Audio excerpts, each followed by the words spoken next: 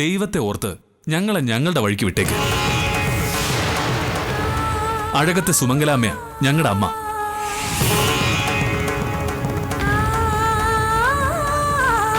ആ അമ്മയുടെ മക്കളായിട്ട് ഞങ്ങൾ 3 പേരും വളർന്നത്. അമ്മയെ അനുസരിച്ച് അമ്മയ്ക്ക് വേണ്ടി ജീവിക്കുന്ന മക്കളാ ഞങ്ങള്.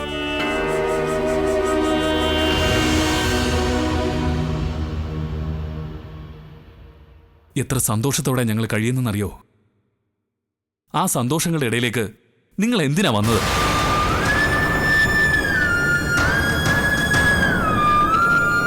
ഞങ്ങളിൽ 3 പേരിൽ ഒരാൾ നിങ്ങളുടെ മകനാ. സമ്മതിച്ചു.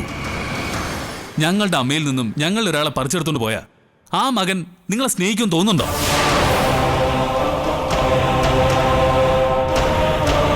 പിന്നെ ഞാനാണ് ആ മകനെങ്കിൽ നിങ്ങളെ സ്നേഹിക്കാൻ എനിക്ക് കഴിയില്ല. പ്രസവിച്ചതുകൊണ്ട് മാത്രം ഒരു സ്ത്രീ അമ്മയാകില്ല. ഒരമ്മയുടെ അധികാരം ഞങ്ങളിൽ കാണിക്കാനുള്ള യാതൊരു യോഗ്യതയും നിങ്ങൾക്കില്ല.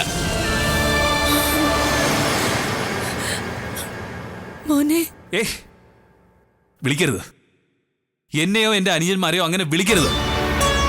ഞങ്ങളോട് ഒരല്പ സ്നേഹമോ കാരുണ്യമോ നിങ്ങൾക്കുണ്ടെങ്കിൽ ഞങ്ങളുടെ ജീവിതം നശിപ്പിക്കാനായിട്ട് നിങ്ങൾ ശ്രമിക്കരുത്.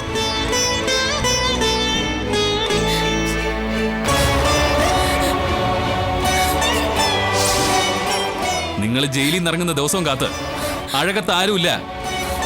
ഇവിടുന്ന് പുറത്തിറങ്ങിയ ബാക്കിയുള്ളവരുടെ സമാധാനം കളയാതെ എങ്ങോട്ടാണെന്ന് വെച്ചാൽ പൊയ്ക്കോളണം.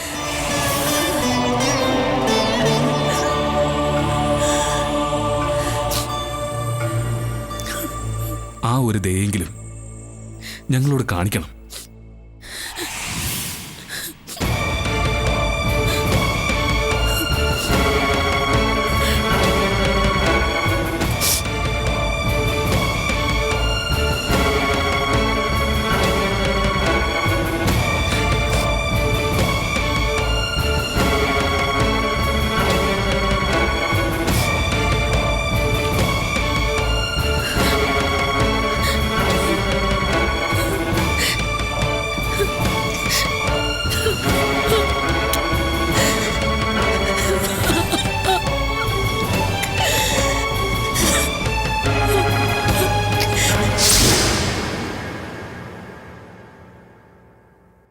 Madam, coffee.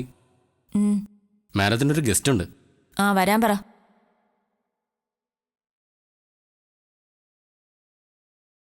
എന്നാലും ആരായിരിക്കും എന്റെ ആ guest? May come in? Yes.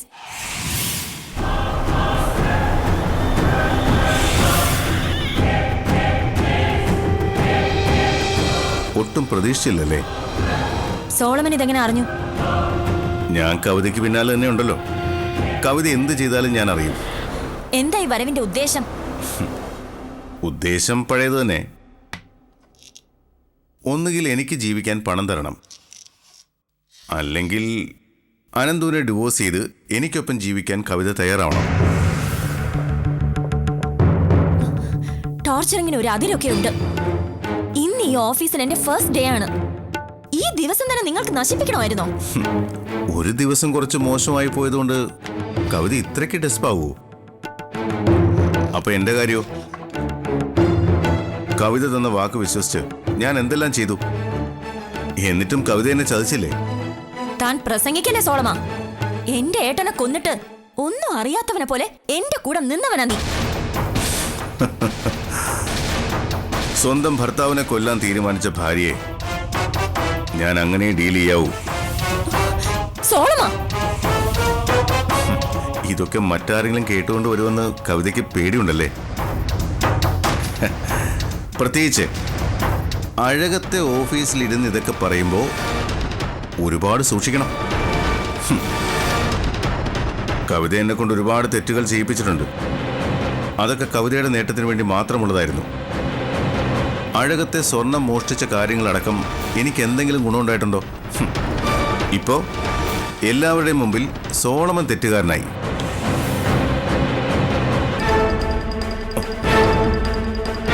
അനന്തുവിനോടോ അഴകത്തമ്മയോടോ ഞാൻ ചെന്ന് പറയട്ടെ എനിക്ക് തന്ന കൊട്ടേഷന്റെ കഥ? സോളമ, സമയം കൂടി തരണം. അതിനുള്ളിൽ എന്തെങ്കിലും ഒരു തീരുമാനം ഞാൻ ഉണ്ടാക്കാം. ഒന്നുകിൽ സോളമൻ ചോദിക്കുന്ന പണം, അതിന് കഴിഞ്ഞില്ലെങ്കിൽ അനന്തുവിനെ ഉപേക്ഷിച്ച് ഞാൻ സോളമന്റെ ഒപ്പം വരും. ശരി, കവിതയുടെ വാക്ക് വിശ്വസിച്ചാൽ ഞാൻ ഇവിടുന്ന് പോകുന്നത്. എന്നോട് വിശ്വാസവഞ്ചന കാണിച്ചാൽ പിന്നെ സോളമൻ കവിതയോട് ഒന്നും സംസാരിക്കില്ല. എനിക്ക് പറയാനുള്ളതൊക്കെ ഞാൻ അഴകത്തുകാരോടായിരിക്കും പറയുക. എന്റെ വാക്ക് ഞാൻ തെറ്റിക്കില്ല. സോളമൻ എന്നെ വിശ്വസിക്കാം. ശരി, ഇത്തവണ കൂടി ഞാൻ കവിതയെ വിശ്വസിക്കുന്നു. സോളമ, ആ ബാലാമണിയുടെ മുമ്പിൽ ചെന്ന് പെടരുത്. സൂക്ഷിച്ചു പോണം. ശരി.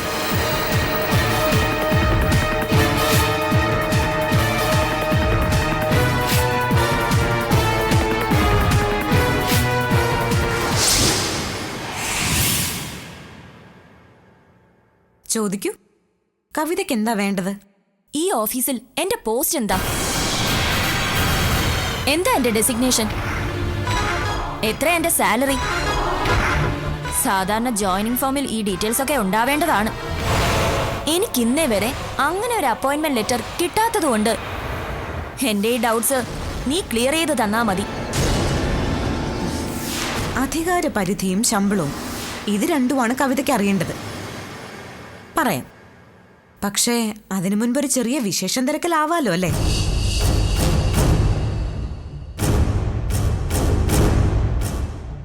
കവിതയ്ക്കൊരു ഗസ്റ്റ് ഉണ്ടായിരുന്നു എന്നാരോ പറഞ്ഞു കേട്ടു. ആരായിരുന്നു അത്?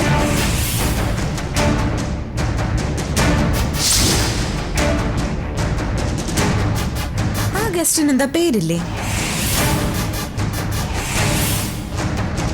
കവിത ഇവിടെ ജോയിൻ ചെയ്ത അന്ന് തന്നെ കവിതയെ കാണാൻ വന്ന ആ ഗസ്റ്റ് ആരാന്നറിയാൻ എനിക്കൊരു ക്യൂരിയോസിറ്റി. എന്നെ കാണാൻ വേണ്ടി പലരും വന്നെന്നിരിക്കും. അതാരാ എന്താ എന്നൊന്നും ചോദിക്കേണ്ട ആവശ്യം നിനക്കില്ല. നീയല്ല മാഡം.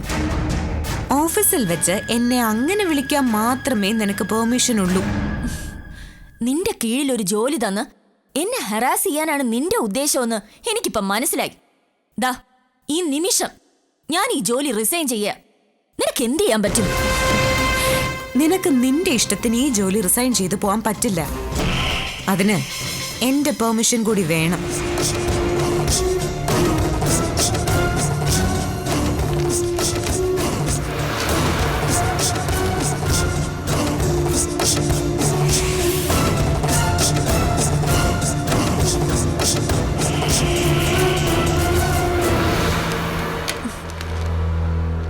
ദാ എന്റെ റെസിഗ്നേഷൻ ലെറ്റർ. നിനക്കിത് സ്വീകരിക്കുകയോ സ്വീകരിക്കാതിരിക്കുകയോ ചെയ്യാം. Good bye. സോളമൻ എന്തിനാ നിന്നെ കാണാൻ വന്നത്? ഇതിപ്പോ ഞാനെങ്ങനെ അറിഞ്ഞു എന്നല്ലേ? ഉത്തരം സിമ്പിളാ. നിന്റെ ക്യാബിനിൽ ഞാൻ CCTV കണക്ട് ചെയ്തിട്ടുണ്ട്. CC ക്യാമറ വെച്ച് ഒരു ക്യാബിൻ നിനക്ക് ഞാൻ തരുമ്പോ മിനിമം ഒരു 4-5 മാസമെങ്കിലും കാത്തിരുന്ന എന്തെങ്കിലും കിട്ടുമെന്നാ ഞാൻ കരുതിയത്. പക്ഷേ അവിടെ നീ എന്നെ തോൽപ്പിച്ചു. വന്ന ആദ്യ ദിവസം തന്നെ എനിക്ക് വേണ്ടുന്ന വിവരങ്ങളെല്ലാം നീ തന്നു. സോളമന് നീയും കൂടി സംസാരിച്ച കാര്യങ്ങളുടെ ഫുട്ടേജ് എന്റെ കയ്യിലുണ്ട്. ആരോടെങ്കിലും നിനക്ക് കുറച്ച് സത്യസന്ധത കാണിച്ചൂടെ? സ്വന്തം ഭർത്താവിനെ കൊല്ലാൻ കൊട്ടേഷൻ കൊടുക്കുന്ന നീ ഒരു പെണ്ണാണോടി? ബാലാമണി, ഇപ്പൊ നിനക്ക് ജോലി റിസൈൻ ചെയ്യണമെന്നുണ്ടോ? ഉണ്ടെങ്കിൽ പറ. നിന്റെ റെസിഗ്നേഷൻ ലെറ്റർ ഞാൻ സ്വീകരിക്കാം. പക്ഷേ ചില കാര്യങ്ങൾ കൂടി എനിക്ക് അമ്മയോട് പറയേണ്ടി വരും. അമ്മയോട് മാത്രമല്ല, അനന്തുവേട്ടനോടും. ഇപ്പൊ നിനക്ക് ആകെയുള്ളൊരു ബലമാണ് അനന്തുവേട്ടൻ. അതുകൂടി നീ നഷ്ടപ്പെടുത്തണ്ട. ബാലാമണി, നീ എന്നെ ഉപദ്രവിക്കരുത്. ഞാനെന്തിനാ നിന്നെ ഉപദ്രവിക്കുന്നത്? നിനക്ക് നിന്റെ ഭർത്താവിനെ കൊല്ലണമെന്ന് തോന്നി. നീ അതിന് ശ്രമിച്ചു, പക്ഷെ പരാജയപ്പെട്ടു. അത് നിങ്ങളുടെ കാര്യം. അയാള് മരിച്ചാലും ജീവിച്ചിരുന്നാലും എനിക്കെന്താ?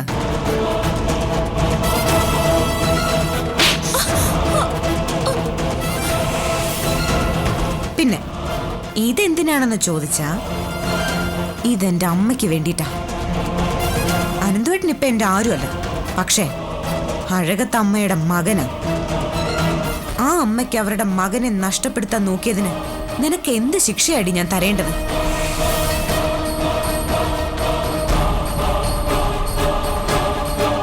എനിക്ക് ഈ ഓഫീസിൽ ഒരു പണിയുമില്ല. രാവിലെ കൃത്യസമയത്ത് വന്ന് അടങ്ങി ഒതുങ്ങി ആ ക്യാബിനിൽ ഇരുന്നോണം. ഞാൻ എപ്പോ നോക്കിയാലും നീ ആ ക്യാബിനിൽ തന്നെ ഉണ്ടാവണം. എന്റെ കൺവെട്ടത്ത് നിന്ന് എങ്ങോട്ടും മാറാനും പാടില്ല. പിന്നെ നിനക്ക് നിന്റെ ശമ്പളം അതെപ്പോഴും 0 ബാലൻസ് നിനക്ക് മെയിൻറ്റെയിൻ ചെയ്യാൻ പറ്റും. എന്ന് പറഞ്ഞാൽ ശമ്പളമായിട്ട് നിനക്കിവിടുന്ന് 1 രൂപ പോലും തരില്ലാന്ന്.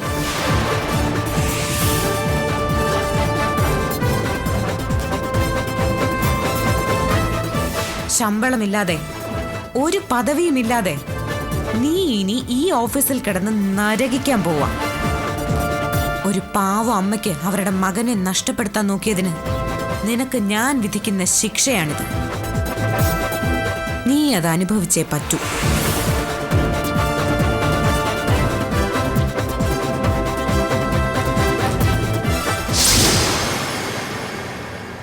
മാഡം, എന്താടോ? ദാ ബില്ല്. ബില്ലോ? എന്തോ ബില്ല്? മാഡം കഴിച്ച സാധനങ്ങളുടെ ബില്ല്. ഏ? മാഡം കൃത്യം 10 മണിക്ക് ക്യാബിനിൽ വന്നു. അപ്പം തന്നെ ഒരു ആപ്പിൾ ജ്യൂസ് വേണമെന്ന് പറഞ്ഞു. പുറത്തതിന് 70 രൂപയാണ്. നമ്മൾ അതിന് 150 രൂപ ഈടാക്കും.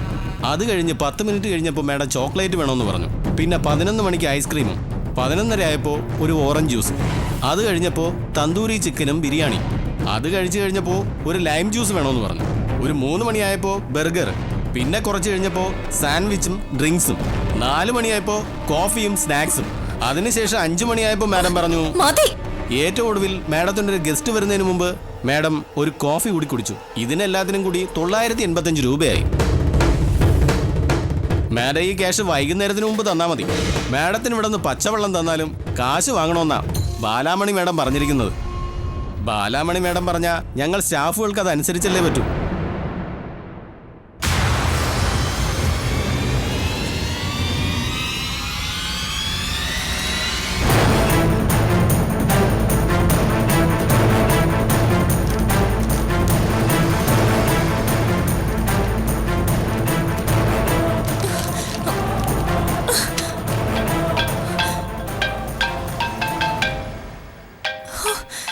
ഈ മൈഥിലിയുടെ ഒരു കാര്യം.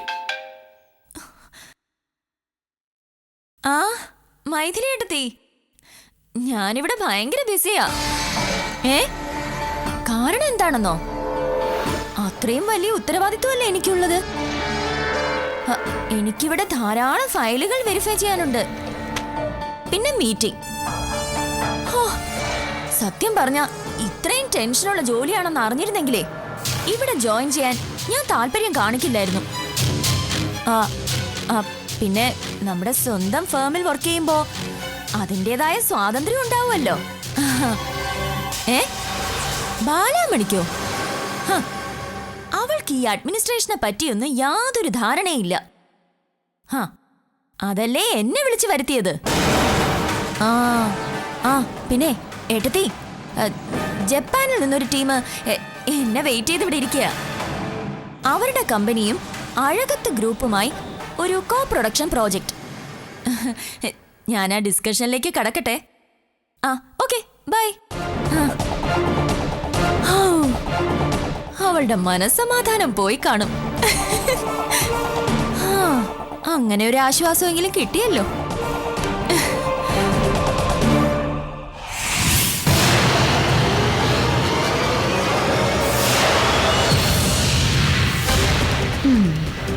ജപ്പാൻകാരുമായിട്ടുള്ള മീറ്റിങ്ങിന് പോകുന്നില്ലേ കവിതേ? അയ്യടാ കഷ്ടം.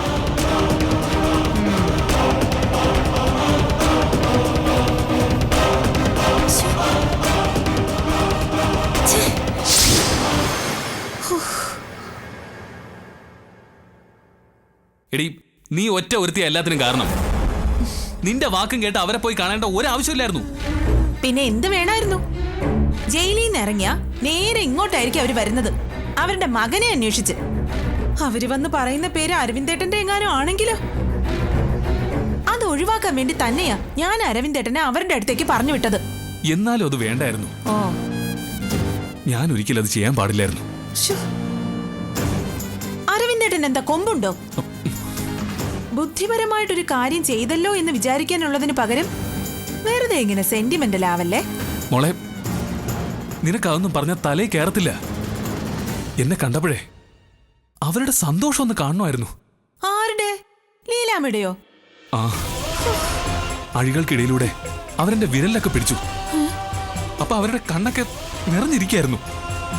ഉപദ്രവിക്കരുതെന്ന് പറഞ്ഞ് തൊഴു കൈയോടെ ഞാൻ അവരുടെ മുമ്പിൽ നിന്നപ്പോണ്ടല്ലോ, ആരോടും ഒരിക്കലും ചെയ്യാൻ പാടില്ലാത്തൊരു തെറ്റ് ഇതുപോലെ എനിക്ക് തോന്നിയത്.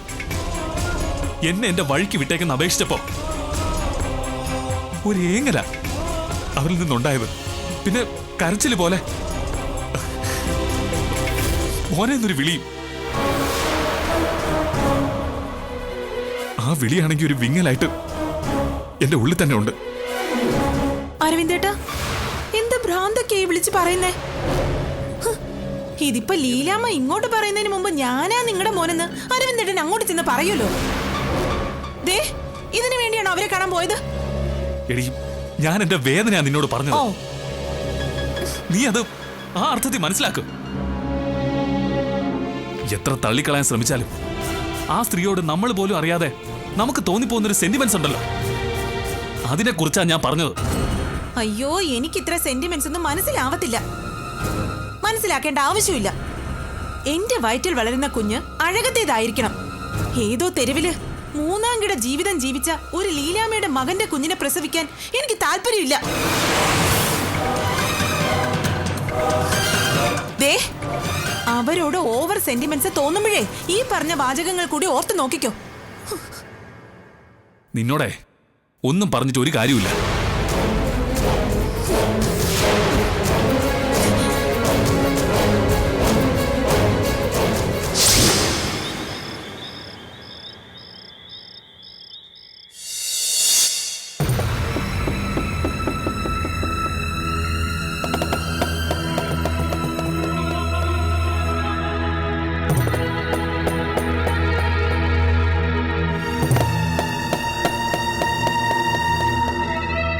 അരവിന്ദ, എന്താ നിന്റെ കണ്ണ് നിറഞ്ഞിരിക്കുന്നത്? അത് മോളിൽ നിന്ന് പൊടി വീണതമ്മേ. നോക്കട്ടെ. ഇല്ല, അത് പോയി. എന്താടാ നിന്റെ കണ്ണ് നനയുന്ന എന്ത് കാര്യ ഇവിടെ ഇപ്പൊ ഉണ്ടായത്? അമ്മ, ഞാൻ കരഞ്ഞിട്ടൊന്നുമില്ല. മറ്റാരോട് വേണമെങ്കിലും നീ കള്ളം പറഞ്ഞു, പക്ഷേ നിന്റെ അമ്മയോട് നീ കള്ളം പറയരുത്.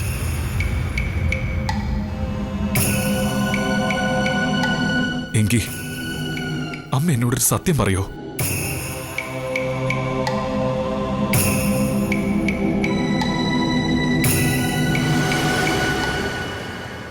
ഞങ്ങള് 3 പേരില് ആരാത്?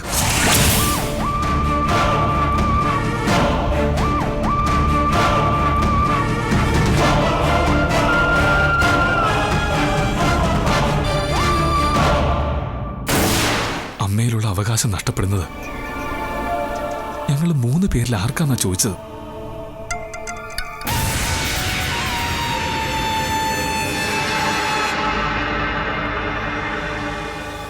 ആ ആള് ഞാനാണോ അമ്മേ?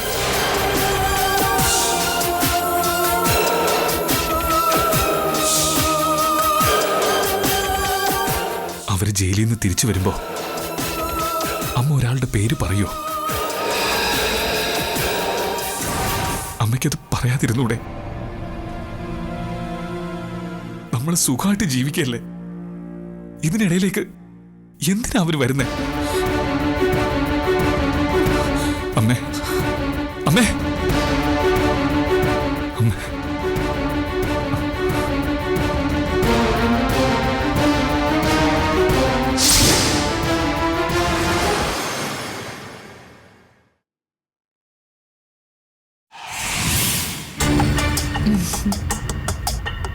അഭിരാമി, നീ അറിഞ്ഞോ? സഹദേവേട്ടൻ നാട്ടിലേക്ക് പോയി. ഓ, നിന്നോട് യാത്ര ചോദിച്ചിട്ടാണല്ലോ സഹദേവേട്ടൻ പോയത്. അല്ല, എന്തു പറ്റി? എന്താ നിനക്കൊരു അസ്വസ്ഥത പോലെ? കുടിക്കാൻ വെള്ളം വേണോ? അയ്യോ, വെള്ളം വേണമായിരുന്നോ? എങ്കിലത് പറയണ്ടേ?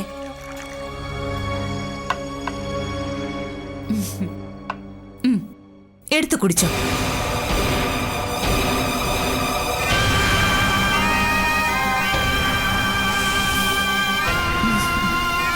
ഷോ ഇത്ര ദൂരത്ത് കൊണ്ട് വെച്ചാ ഗ്ലാസ് എങ്ങനെയാ എടുക്കുന്നല്ലേ? ആ ദാ ഇനി കുടിച്ചോ.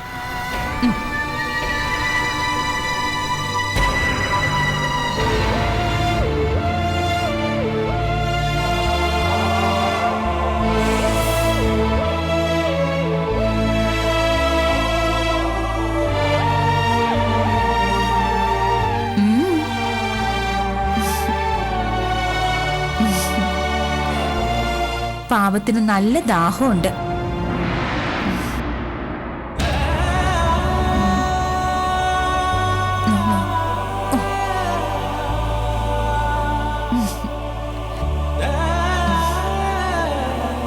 ഇതൊന്നും ഒന്നും ആയിട്ടില്ല. ഇനിയും നിനക്കുള്ള പരീക്ഷണങ്ങൾ വരാൻ കിടക്കുന്നതേ ഉള്ളൂ. നിന്നെ ഞാൻ ഇങ്ങനെ ഇട്ട് കൊല്ലാക്കൊല ചെയ്ത് രസിക്കും.